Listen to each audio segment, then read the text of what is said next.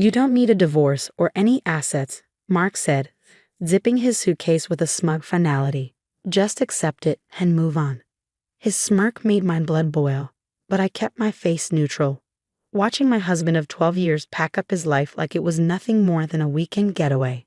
I'm Olivia Barrett, 35, and at this moment, I was watching my marriage unravel in the bedroom we once dreamed in, while his 20-year-old girlfriend waited in a car outside. The same house we built together, the one that was supposed to be our forever. So that's it? I asked, my voice far steadier than I felt. You're just leaving with Amanda and expecting me to stay legally married while he play house with her. He paused, raking a hand through his graying hair he'd started dyeing recently, a detail that now screamed midlife crisis. Look, a divorce would be messy, he said. This way's cleaner. You keep the house. I keep my assets. Everyone's happy. I nearly laughed. Almost. Everyone's happy, I repeated, soft and sharp. Is that what you tell yourself at night to sleep? He gave me that look, tired, irritated, impatient, the one I'd seen more and more over the past year. Don't start with the guilt trips, Olivia. We both knew this was coming. Things haven't been right for a long time. Of course they hadn't been right, not since the late nights at the office where Amanda just happened to intern. Not since the secretive texts, the locked phone, the way he picked apart everything I did, from my job to the clothes I wore. You're right, I said, surprising us both with a calm in my voice. Things haven't been right, but I think the rot started a lot earlier than you realize. He didn't catch it, too busy checking his watch. Amanda was probably getting restless. Young love has no patience. I left enough money in the joint account to cover bills, he added, like a parting gift. I'll handle my stuff from Amanda's place. No legal mess, no drama. It's fair. Fair. I thought of the meetings with my lawyer, the documents tucked away in my home office, the plan I'd crafted while he was busy playing the carefree boyfriend. Mark always did underestimate me. Thought I'd just take whatever scraps he threw my way. A horn honked outside. Amanda's way of hurrying him along. Mark grabbed his suitcase and headed for the door, pausing just long enough to say, "Don't make this harder than it needs to be, Olivia. This is the best solution." I followed him to the front door, where the rest of his bags sat waiting. Through the window, I saw Amanda in her red convertible, flawless, checking her makeup in the mirror, oblivious in a way only the young can be. "You know what, Mark?" I said as he hoisted his bags into her trunk. "You're right, this is the best solution."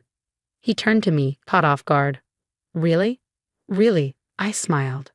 "Go live your new life. Don't worry about me." He hesitated, unsure. This wasn't the scene he rehearsed in his head. No tears. No begging. Just calm compliance. "Good," he said finally. "Glad you're being reasonable." As he slid into the passenger seat, I called out, "Oh, and Mark, enjoy the next 2 weeks." He frowned. "What does that mean?" I only smiled and waved as Amanda's car pulled away, disappearing around the corner of our quiet suburban street.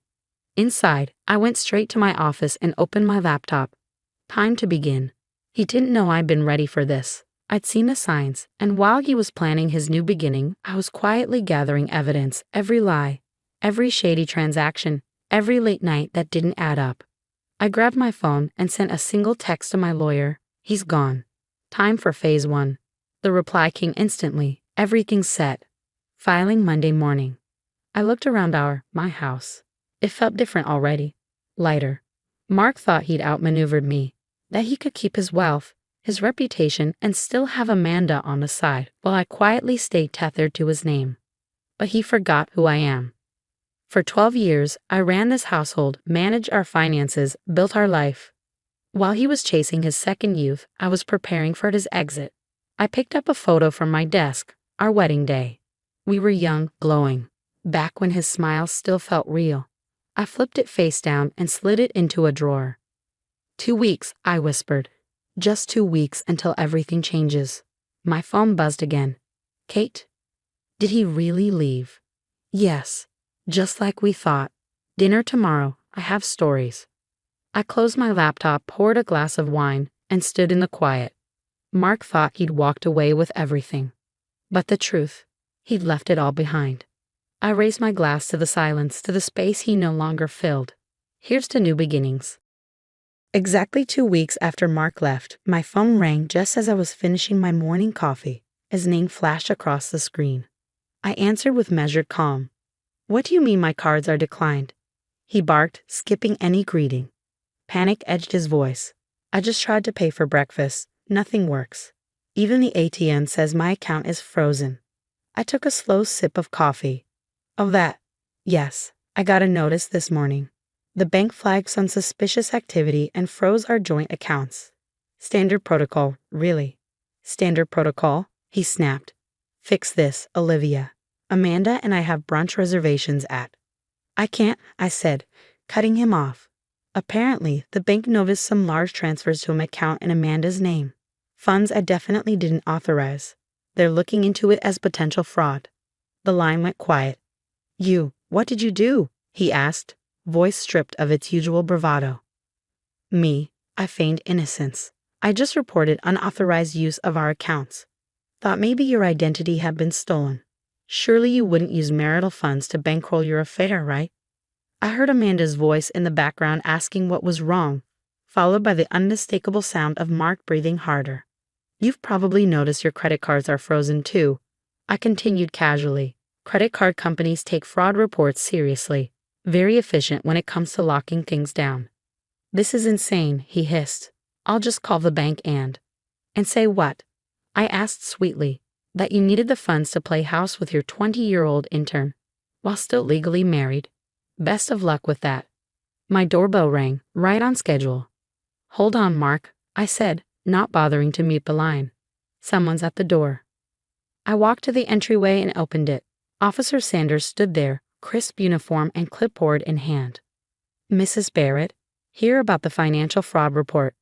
I made sure Mark heard me loud and clear. "Yes, officer, please come in. I've got all the documentation ready." "Olivia?" Mark's voice came through the speaker, rattled now. "Wait. Who's at the house? What's happening?" "Just the police, Mark. Standard procedure, remember." He cursed under his breath. "Listen, we can talk about this. I'll come over and—" "Oh, before I forget," I said, stepping back into the living room, "you should know I filed for divorce. Your lawyer should have the papers by now, and so does Mr. Peterson." The line went dead silent. Amanda's father, the senior partner at Mark's firm, the man who just promoted him, and the man who now had copies of every bank transfer, every hotel receipt, every charge tied to Amanda and billed to our accounts. "You didn't," he said hoarsely. "I already did. The home equity withdrawals you made to help Amanda buy her car. Those are of particular interest to the authorities." Officer Sanders took a seat as I wrapped up the call. We'd already gone through the evidence last week. Today was just protocol. "Olivia, please," Mark said, voice shaking. "We can work this out. I'll sign whatever you want." "How generous," I said. "Unfortunately, it's not up to you anymore. The investigation is already underway. Oh, and you may want to check your email." I ended the call and turned to Officer Sanders. "Shall we get started?" He nodded, professionally calm, though I caught the hint of a smile. He'd seen his fair share of these cases and likely enjoyed watching justice served. For the next hour, we reviewed everything: the gift receipts, the unauthorized transfers, the hotel stays, the timeline that lined up just a little too neatly with Mark's late nights at work. It was all there, neatly cataloged. My phone kept buzzing. "Please call off the investigation. I'll move back home. We can fix this. Amanda's father is furious." I didn't reply. By lunchtime, the story had made its way through our social circle. Kate called, her voice bubbling with excitement. "You should see the chaos at Mark's office," she said. "Peterson is livid. Amanda's crying in the parking lot, screaming that Mark lied about being separated. It's a full-blown soap opera." I smiled into my coffee. "How dramatic." Kate laughed. "So are you actually pressing charges?" "That depends on Mark," I said. "The divorce papers outline his options. Sign and agree to my terms, or I pursue criminal charges. He has 24 hours. A new text came in. "I'll sign. Anything. Just stop this." I forwarded it to my lawyer, then leaned back into the silence of my home. My home secured in the divorce agreement, the one asset Mark had tried so hard to protect, now entirely out of his reach. He thought he could rewrite the rules, that he could walk away clean, keep the house, the money, me as a legal safety net, while he played fantasy husband to someone else. What he forgot was that I've always been the one keeping everything together. My phone buzzed once more. Mark signed. Divorce finalized in 90 days. Congratulations. From my lawyer. I smiled, deleted his number, and set my phone down. Sometimes revenge doesn't need drama or destruction. Sometimes it's just showing someone exactly who you became while they were too busy looking away. 6 months after Mark signed the divorce papers, I stood in my new kitchen with a cup of coffee, reading an email from my lawyer. The divorce had been final for 3 months, but I was still seeing the effects of everything Mark had done. The email said, "Just a quick update. Mark was asked to leave the firm yesterday. Mr. Peterson didn't want someone with bad judgment and ethics as a partner." I closed my laptop, feeling a mix of emotions. Not joy, exactly, just a sense of peace. Life has a way of setting things right. Later that morning, my friend Kate came over, holding a bottle of champagne and grinning. "Did you hear the news?" she asked as she sat on my new sofa, the first piece of furniture I bought after redecorating. "Amanda's engaged. Already?" I raised an eyebrow. "To someone her age," Kate said, opening the champagne. "She says she wants someone more emotionally mature." Her words.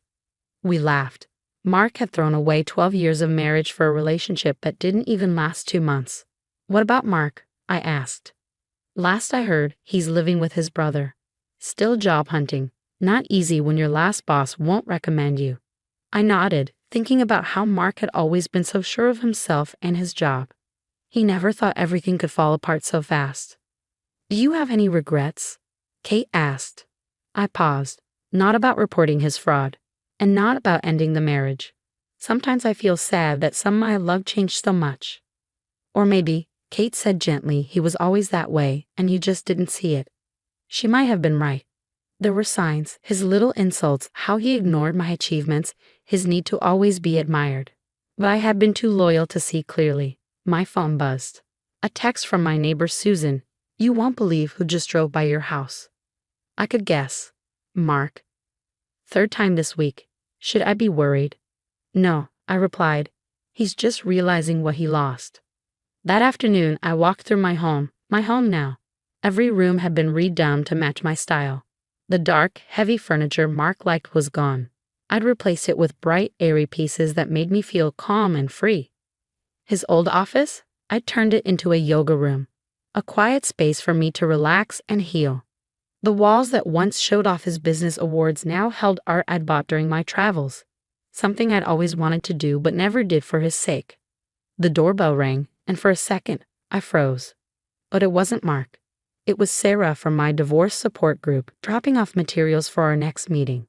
I'd started attending the group 3 months ago and now helped other women going through the same pain I once felt. "The room's ready for tomorrow's meeting," I told her as I showed her into the old dining room. "Now a warm and welcoming space for our sessions." "You're amazing," Sarah said, looking around. 6 months ago, you were heartbroken. Now you're helping others and doing so well." I smiled, remembering those early days of pain. Sometimes the hardest moments in life help you find your true strength. That evening, I sat on the porch, watching the sunset, when another email from my lawyer came in. Mark had tried to undo the divorce terms, saying I pressured him into signing. The judge said no. I archived the email and didn't respond. Mark's attempts to twist the story didn't matter anymore. He had wanted to keep me legally tied to him while living another life. But in the end, it was his choices that set me free. Then my phone buzzed again.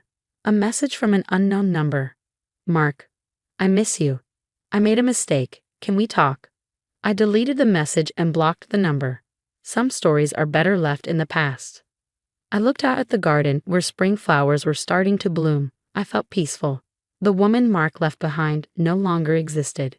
In her place was someone stronger, someone who had grown, healed, and built a new life from the ground up. I opened my journal and wrote my last words about Mark. "Thank you for underestimating me. You helped me see I should never underestimate myself again."